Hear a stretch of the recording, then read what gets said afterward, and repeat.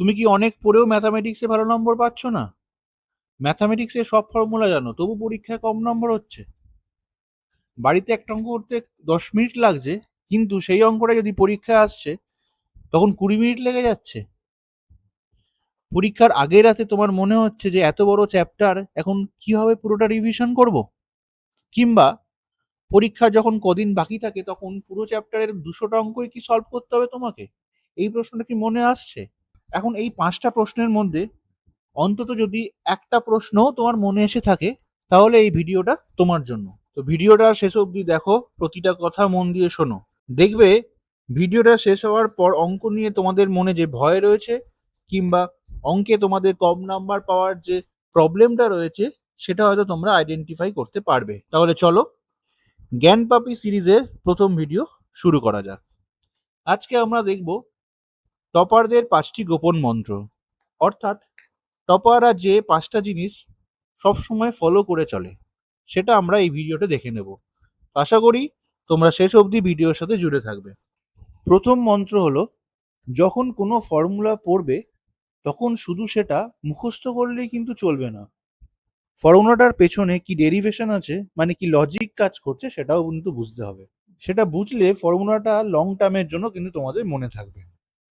একটা basic formula যেটা আমরা সবাই হয়তো জানি, যে sine square theta plus cos square theta equal to 1, এটা সবার আশা করি মুখস্থ রয়েছে। কিন্তু আমি চ্যালেঞ্জ করে বলতে পারি যে তোমাদের মধ্যে 90%-এর মনে কোনোদিন এই প্রশ্নটাই জাগেনি যে এই ফর্মুলাটা কোথা থেকে এসছে। এর পিছনের লজিকটা কিন্তু খুব বেসিক। কোনো একটা রাইট অ্যাঙ্গেল ট্রায়াঙ্গেলের ক্ষেত্রে আমরা কি জানি? সাইন এক্স মানে হচ্ছে লম্ব বাই অতিভুজ, আর কস এক্স মানে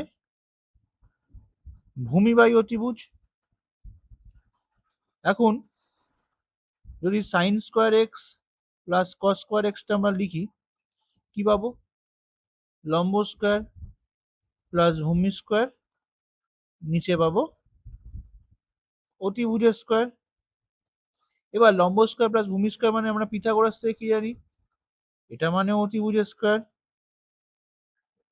আবার নিচেও তো অতিভুজের স্কোয়ারই আছে, তাহলে কেটে গিয়ে 1 হলো, অর্থাৎ sine square x plus cos square x equal to 1। তাহলে খুব সিম্পল, কিন্তু অনেকেই এটা জানো না তোমরা।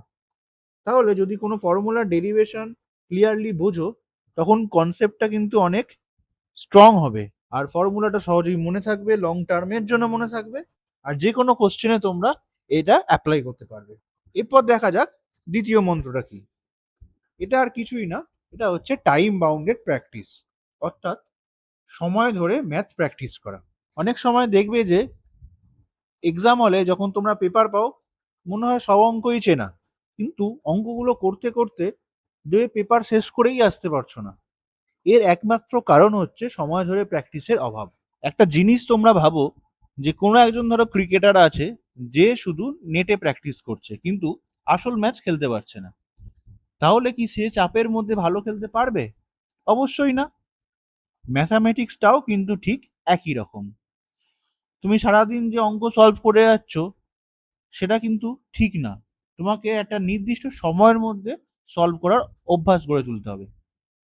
ধরো তুমি 10টা অঙ্ক প্র্যাকটিস করবে, তুমি ঘড়িতে 20 মিনিট একটা টাইমার দিয়ে নাও। এরপর তুমি নিজেকেই নিজে চ্যালেঞ্জ দাও যে এই 20 মিনিটের মধ্যে আমি যতটা সম্ভব অঙ্ক সঠিকভাবে সলভ করব। প্রথম দিকে হয়তো দেখবে তুমি 20 মিনিটে 4টে কি 5টা অঙ্ক সলভ করতে পারছো। এক সপ্তাহ 1.5 সপ্তাহ পর দেখবে সেই নাম্বারটাই বেড়ে 6 কি 7 হয়ে যাচ্ছে। এরপর হয়তো 1 মাস বা 1.5 মাস পর দেখবে তুমি 10টা অঙ্কই 20 মিনিটের মধ্যে সলভ করছো, এমনকি লাস্টে 5-6 মিনিট হয়তো বেঁচেও যাচ্ছে। অর্থাৎ এভাবেই কিন্তু প্র্যাকটিস করতে করতে তোমার স্পিড, অ্যাকুরেসি আর সেলফ কনফিডেন্স যে ব্যাপারটা, সেটা গ্রো করবে। আর একটা কথা কিন্তু অবশ্যই মাথায় রাখবে, স্পিড মানেই কিন্তু তাড়াহুড়ো করে অঙ্ক করে ফেলছি সেটা নয়। স্পিড মানে হচ্ছে কম সময়ে কম ভুল করে কতগুলো অ্যান্সার কারেক্ট করা যায়। এটাই কিন্তু পরীক্ষায় তোমার মার্কসটাকে বুস্ট করবে। এবার চলো তৃতীয় মন্ত্র দেখে নিই। কোনো চ্যাপ্টার যখন তোমাদের পড়া শেষ হবে, তখন তার থিওরি আর ফর্মুলার উপর একটা শর্ট নোট নিজেকে বানিয়ে রাখতে হবে। যখন পরীক্ষা আসে, তখন তার আগে তোমরা প্রতিটা চ্যাপ্টার রিভাইজ করো। তখন যখন চ্যাপ্টার রিভাইজ করতে যাও তখন নিশ্চয়ই তোমাদের মাথায় একটা কোশ্চেন আসে সবসময় যে এত অল্প সময় পড়ে আছে, কি করে এত বড় চ্যাপ্টার কোথা থেকে রিভাইজ করা শুরু করব। আবার এটাও মনে হয় যে এত বড় জায়গাটা পড়তে গিয়ে মাঝখান থেকে কিছু বাদ না চলে যায়। এর একমাত্র সলিউশন হচ্ছে থিওরি পোর্শন আর ফর্মুলার উপর একটা আলাদা করে নোট তৈরি করে রাখা। তোমাদের মধ্যে অনেকেই এমন আছে যে বই পড়ার সময় খালি বইয়ে দাগ দিয়ে চলে যায়, কিন্তু পরীক্ষার আগে কি পুরো বইটা পড়া সম্ভব? এটা তো অনেক সময় লাগবে, অনেক টাইম ওয়েস্ট হবে। এর জায়গায় যদি প্রতিটা চ্যাপ্টার শেষ হওয়ার সঙ্গে সঙ্গেই তোমরা ২-৩ পাতার একটা করে রিভিশন নোট তৈরি করে ফেলো, তাহলে কিন্তু এটা তোমাদের জন্য অনেক হেল্পফুল হবে। এই রিভিশন নোটে কি কি থাকবে? কোনো একটা চ্যাপ্টারের যে মোস্ট ইম্পর্টেন্ট থিওরিগুলো, ইম্পর্টেন্ট ফর্মুলাস, কিছু ইম্পর্টেন্ট প্রপার্টিজ, যদি চ্যাপ্টারের মধ্যে কোনো শর্টকাট বা ট্রিক থাকে সেগুলো, কিছু ইম্পর্টেন্ট এক্সাম্পল যেগুলো বারবার এক্সামে আসছে দেখছো বা যেটা করতে গিয়ে তোমাদের প্রবলেম হচ্ছে, সেগুলো লিখে রাখবে।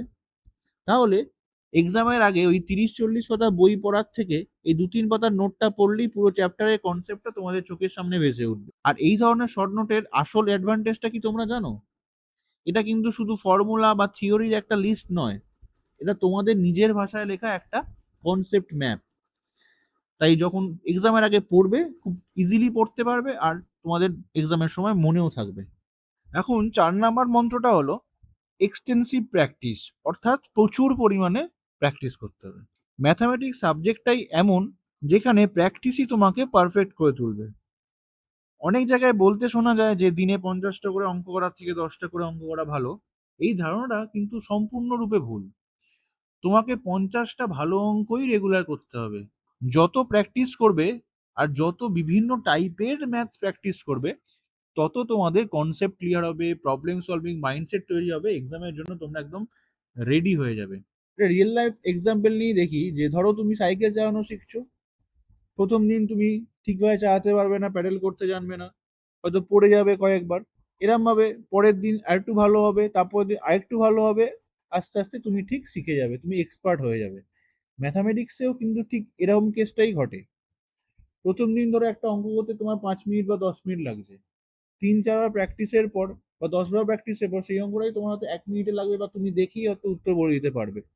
সেরকম কোনো একটা কঠিন অঙ্ক হয়তো তুমি প্রথমবার সলভই করতে পারলে না, তোমার টিচারের থেকে বা আমাদের চ্যানেল থেকে হয়তো তুমি পড়ছো, সে অঙ্কটা তুমি প্রথমবার দেখে নিলে, পরের বার প্র্যাকটিস করলে, তারপরে আরেকবার প্র্যাকটিস করলে, করতে করতে সেটাই তোমার কাছে আর কঠিন হলো না, তোমার কাছে এটা একটা নর্মাল অঙ্ক হয়ে গেল। এটাই হচ্ছে প্র্যাকটিসের মেন পাওয়ার। আর যেহেতু এক্সাম হলে তুমি তো হুবহু সেম অঙ্ক পাবে না, তোমার হয়তো অঙ্কটা একটু টাইপ বদলে যাবে কিন্তু কনসেপ্টটা একই থাকবে। সেই জন্য যত প্র্যাকটিস করবে, যত ভ্যারাইটিস অফ প্রবলেম সলভ করবে, তত তোমার কনফিডেন্স বাড়বে, কনসেপ্ট ভালো হবে। এবার পড়ে রইল ৫ নাম্বার, অর্থাৎ শেষ মন্ত্র। এটাই সবচেয়ে গুরুত্বপূর্ণ ট্রিক্স বা বলতে পারো টিপস। এটা ফলো করলে তোমাদের মার্কস কতটা যে বাড়তে হবে তোমাদের কোনো আইডিয়াই নেই। তোমাদের রিভিশন করা অনেক ইজি হয়ে যাবে। তাহলে দেখে নিই আমাদের ৫ নাম্বার মন্ত্রটা কি।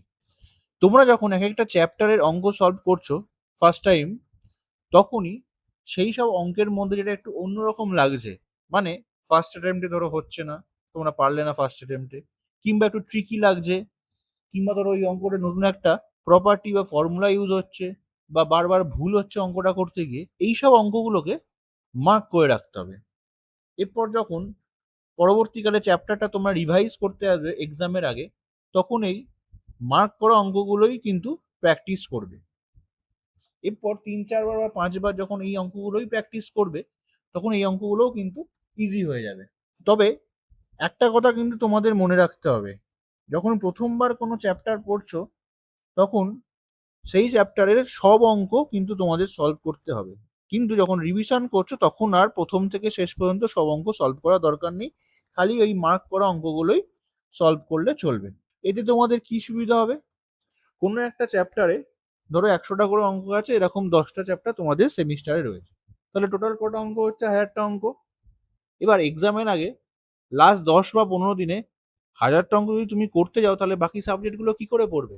কিন্তু প্রতিটা চ্যাপ্টার থেকে ধরো ১৫ থেকে ২০ খানা এরকম মার্ক করা অঙ্ক রয়েছে, তাহলে কি ২০টা অঙ্ক ধরলেও ২০ × ১০ ২০০ খানা অঙ্ক তোমরা প্র্যাকটিস করলেই পুরো সেমিস্টারের সিলেবাসটা কভার হয়ে যাচ্ছে। প্রতিদিন ধরো তুমি 20টা বা 25টা বা 30টা করে অঙ্ক করলে, তাহলে 5 বা 6 দিনে পুরো সিলেবাসটা কমপ্লিট হয়ে গেল। তার সাথে আগে যে শর্ট নোট বানিয়ে রেখেছো থিওরি আর ফর্মুলার উপর, সেগুলোও রিভাইজ করলে বারবার, তাহলে রিভিশনটা অনেক ইজি হয়ে গেল, অনেক কম্প্যাক্ট হলো। এই 5টা সিক্রেট টিপস, এই 5টা সিক্রেট টিপস যদি তোমরা প্রথম থেকে ফলো করে চলো, তাহলে তার ফল তোমরা অবশ্যই এক্সামের সময় পাবে। হার্ড ওয়ার্কের সাথে সাথে স্মার্ট ওয়ার্কটাও কিন্তু সাফল্যের অন্যতম চাবিকাঠি। এতক্ষণ ধরে তোমরা যারা ভিডিওটা দেখছো, আশা করি কিছু না কিছু টিপস তোমাদের অবশ্যই কাজে লাগবে। তোমরা যদি এগুলোর মধ্যে অলরেডি কোনো টিপস ফলো করে চলছো, সেটা কমেন্টে জানাও আর ভিডিওটাকে একটা লাইক দাও। তোমাদের মধ্যে যদি কোনো কোয়ারি থাকে, সেটা অবশ্যই কমেন্টে জানিও। তার সলিউশন আমরা নতুন ভিডিওতে নিয়ে আসবো। আর নতুন ভিডিও দেখতে পাওয়ার জন্য চ্যানেলটাকে সাবস্ক্রাইব করে নিও। Thank you.